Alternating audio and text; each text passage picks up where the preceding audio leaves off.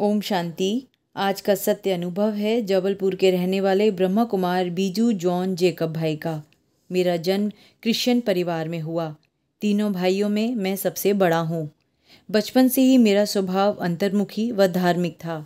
Bible पढ़ना व church की सभी गतिविधियों में निरंतर शामिल होना मेरी आदत थी। यह सब करते हुए मुझे अंदर से एक खालीपन महसूस होता था कि मैंने भगवान को नहीं जाना। चर्च के फादर से कई प्रश्न पूछता रहता कि जिसमें मुख्य यह था कि बाइबल में लिखी बातों को व्यवहार में लाने का सहज रास्ता क्या है। ईसा मसीह दुआ करते थे, our father who art in heaven. इसका मतलब कोई पिता है जो सबसे ऊंचा है, लेकिन उसके बारे में कुछ बताया क्यों नहीं जाता था। मेरे जीवन में एक खराब समय आया जब मैं बीएससी प्रथम वर्ष में फेल हो गया। घर में बहुत तनाव था। मैंने सारे लोगों से रिश्ता तोड़ दिया, स्वयं को खोजना शुरू किया और अपनी कमियों को पहचान कर दूर करने में लग गया। इसी दौरान मैंने अनेक दार्शनिकों, धर्म स्थापकों की किताबों को भी पढ़ना चालू किया और ट्रांसेंडेंटल मेडिटेशन का अभ्यास भी शुरू किया। जैसे जैसे इस प्रकार के अभ्यास में मैं आगे बढ़ता गया, मुझे स्वयं को और उस परम सत्ता को जानने की ललक बढ़ती गई। मुझे कुछ सवालों के जवाब तो मिले, पर पूरी तरह मैं संतुष्ट नहीं हुआ। इसी दौरान ग्रेजुएशन कर सरकारी नौकरी प्राप्त की और मेरा विवाह भी हो गया। विवाह के 1 साल बाद सन 1996 में मैं गंभीर रूप से बीमार पड़ गया। इन 4 महीनों में बिस्तर पर पड़े रहने के दौरान मुझे अनुभव हुआ कि बुरे वक्त में शरीर के रिश्ते नाते भी दूरी बना लेते हैं या परिस्थितियां वश साथ नहीं दे पाते। मैंने मन ही मन उस अनजान भगवान से वायदा किया कि अगर मैं ठीक हो गया तो नौकरी और आवश्यक कार्यों के बाद बचे हुए समय को आपकी सेवा में लगा दूंगा। शरीर ठीक हुआ तो मैं फिर भगवान की खोज में लग गया। दिसंबर 1999 में ब्रह्मा कुमारी आश्रम की ओर से एक आध्यात्मिक चित्र प्रदर्शनी लगाई गई। प्रदर्शनी के 2 चित्रों ने मुझे बहुत प्रभावित किया।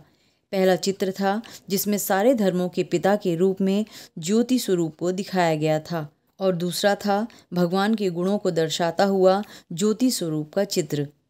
मैंने साप्ताहिक कोर्स किया। मेरे अंदर जो भी प्रश्न थे, बिना पूछे ही उनके उत्तर मुझे कोर्स के दौरान मिल गए।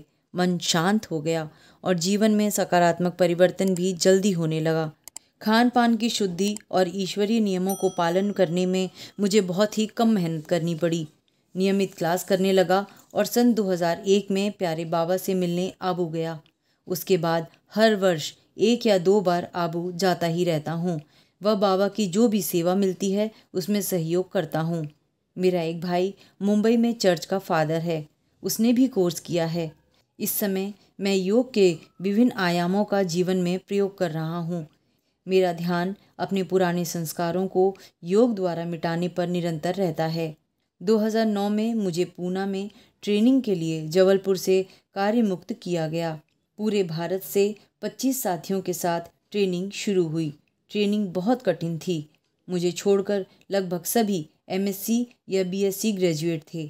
मैं बीकॉम ग्रेजुएट था, इसीलिए ये ट्रेनिंग मेरे लिए औरों से ज़्यादा कठिन थी। जैसे जैसे कोर्स आगे बढ़ता गया, सभी तनाव महसूस करने लगे। घर से दूरी एवं उम्र के हिसाब से सभी 40 पार थे। इस कारण लगभग सभी कठिनाई महसूस कर रहे थे। 3 कर्मचारियों की तबीयत खराब हो गई और ट्रेनिंग अधूरी छोड़कर उन्हें वापस जाना पड़ा। मैं जबलपुर से आते हुए पुरानी मुरलियों का सेट लेकर आया था। रोज अमृत वेले बाबा से योग लगाता और बाबा को कहता, इस अनजान शहर में आप ही मेरे साथी हो। मुझे दिन भर ऐसा लगता कि क्लास में बाबा मेरे साथ हैं। मुरली भी ऐसी होती कि उस दिन जो होने वाला होता वह बाबा मुझे मुरली द्वारा बता देते। उदाहरण के लिए एक दिन अमृत वेले मुरली में पढ़ा कि दुखी अशांत आत्माओं को शांति का दान देना है। उसी दिन सुबह 5:30 बजे मेरे दरवाजे पर आहट हुई और एक साथी कर्मचारी खड़ा मिला। बोला, मुझे बहुत अशांति हो रही है, मुझे योग सिखाओ। मैंने बाबा से सीखे हुए योग अनुसार उन्हें योग करना सिखाया। उन्हें शांति का अनुभव हुआ।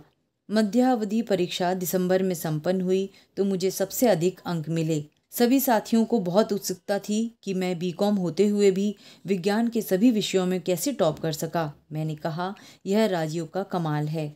फिर तो मुझसे राजयोग सीखने के लिए कई कर्मचारी तैयार हो गए। 2 लोगों को स्थानीय गीता पाठशाला में कोर्स पूरा करवाया। कई लोगों को क्लास में एवं अन्य छात्रावास में योग का अनुभव कराया।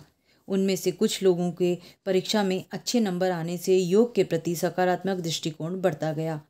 ईश्वरीय विश्वविद्यालय का परिचय सभी छात्रों और कुछ शिक्षकों को भी मिला। अकेले में मैं बाबा को दोस्त बनाकर बातें करता, कुछ बातों के लिए जिद भी करता था। कहता था, बाबा परीक्षा हॉल में आपको मेरे साथ रहना है। इंटरव्यू में भी बड़े हक से बाबा को साथ लेकर जाता और बोलता, आपको साथ में चलना है। मुझे बाबा का सच्चा साथ मिला और अकेलापन बिल्कुल भी नहीं लगा।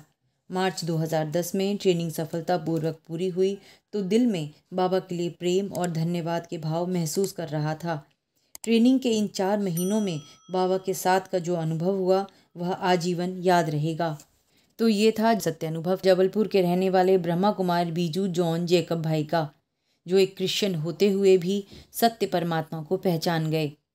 अगर आपके भी जीवन में परमात्मा से जुड़े कोई सत्य अनुभव हैं जो आप हमारे साथ साझा करना चाहते हैं तो कृपया हमारे चैनल के व्हाट्सएप नंबर से हमसे संपर्क करें।